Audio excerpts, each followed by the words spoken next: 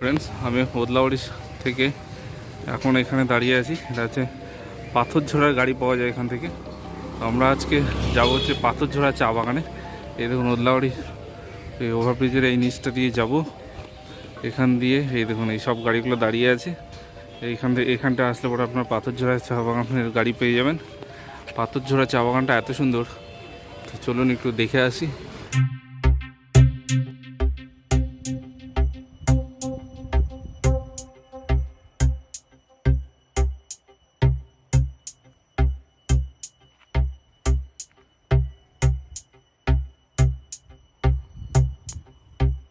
এই দেখুন পাথরঝোড়া বা পুথুরঝোড়া চা বাগান।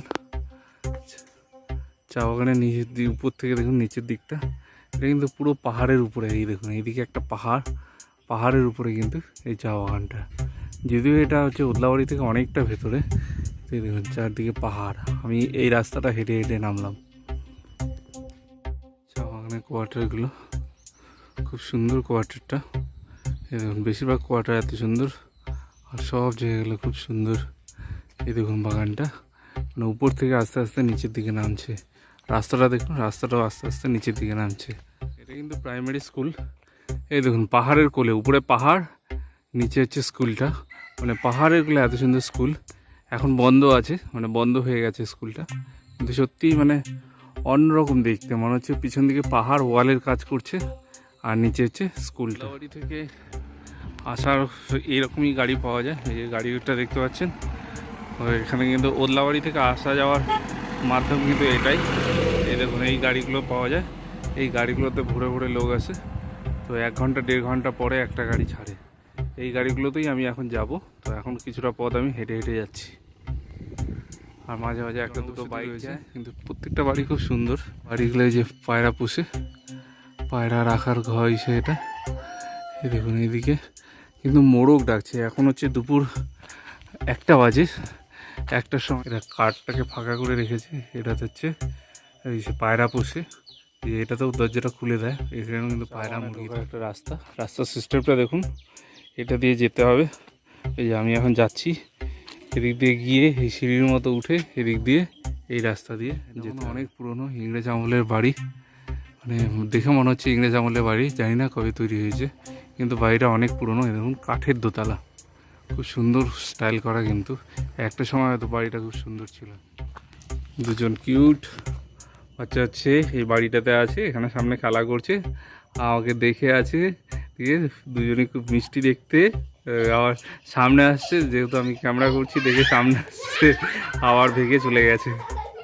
Tata tata tata tata.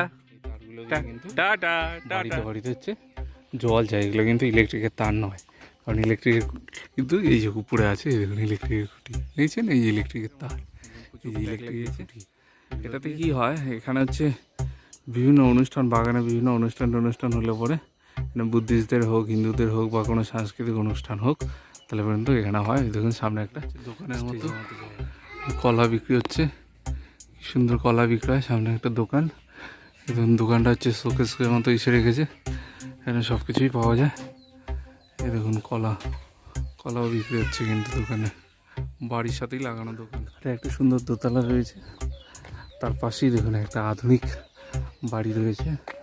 বাড়িটা কি সুন্দর করে কারুকার্য করা, পুরোটা টাইলস দেওয়া। উপরে ছাদটা দেখুন কত সুন্দর করে করা। দেখুন ফুলের গাছ রেখেছে। চা বাগানের মাঝখানে সুন্দর একটা বাড়ি। এই দেখুন এটা কিন্তু আধুনিক সিস্টেমে করা বাড়ি। উপরে হয়তো লোকজন থাকে, নিচে কিন্তু অনেকগুলো দোকান। এই দেখুন একটা দোকান খোলা আছে, বাকিগুলো হয়তো ভাড়া দেবে বা পরে হয়তো খুলবে। এখানে কয়েকজন খেলাধুলা করছে। এটা বাগানের হচ্ছে হেলথ কেয়ার সেন্টার। এই দেখুন এই চা বাগানে পোস্ট অফিসও রয়েছে। মানে পাহাড়ের ভিতরে অনেক পুরোনো চা বাগান হলে পরেও কিন্তু সব কিছুই রয়েছে বাগানের ভিতরে। এখানে কিন্তু টাকার লেনদেন হয়। এই দেখুন ভারত পে বিল, এটিএম। এখানে বাগানের লোকেরা যদি কোনো দরকার হয়, তারপরে এটিএম কার্ড এনে আধার কার্ড দিয়ে কিন্তু টাকা তুলতে পারবে। এই দেখুন মেন যেটা, সেটা হচ্ছে চা ফ্যাক্টরি। এই দেখুন চা ফ্যাক্টরিটা অনেক বড়, কিন্তু পরিষ্কার পরিচ্ছন্ন। কিন্তু আরেকটা বৈশিষ্ট্য দেখুন, মেন বৈশিষ্ট্য, এই দেখুন চালের উপর দিয়ে বা চা ফ্যাক্টরির ঘরের উপর দিয়ে কিন্তু পাহাড়টাকে দেখা যাচ্ছে। ওই পারে পাহাড়, এই পারে হচ্ছে চায়ের ফ্যাক্টরি, হচ্ছে পাথরঝোড়া চা বাগানের ফ্যাক্টরি। ফ্যাক্টরিটা দেখুন এত সুন্দর জায়গায়, দেখুন পিছন দিকে পাহাড় আর এদিকে কিন্তু ফ্যাক্টরিটার গেটটা দেখুন কত বড়। আর নো মাস্ক নো ওয়ার্ক। হ্যাঁ, আমার ভাগ্য ভালো থাকায় আমি একটা গাড়ি পেয়ে গেছি। এখন এই গাড়িটিতে করে আমি ওদলাবাড়িতে যাব।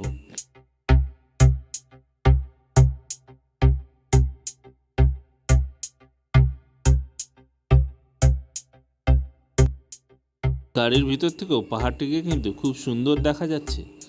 আর এই যে নীল রঙের কাপড় দিয়ে ঘেরা জায়গাটা দেখছেন, এখানে কিন্তু চা বাগানে বোনার জন্য চা গাছের চারা তৈরি করা হয়।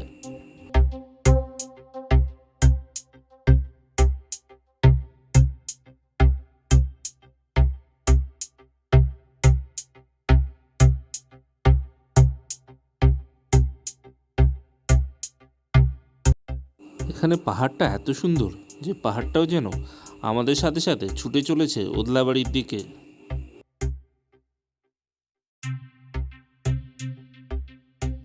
আমাদের শহরে যেরকম কিছু বড় বড় জায়গায় গিয়ে গাড়িটা দাঁড়িয়ে থাকে, তো এই জায়গাটাও কিন্তু অনেকটা এরকম। এখান দিয়ে যেই গাড়িগুলো হচ্ছে চা বাগানে যায়, সেই গাড়িগুলো কিন্তু এখানে দাঁড়ায়। এই যে আমি যেই গাড়িটাতে আসছি, সেই গাড়িটা কিন্তু এখানে 10 মিনিট দাঁড়াবে, তারপরে কিন্তু এখানে ছাড়বে। এই দেখুন এখানে যাত্রী প্রতীক্ষালয় আছে, মানে বসে থাকার জায়গাও আছে।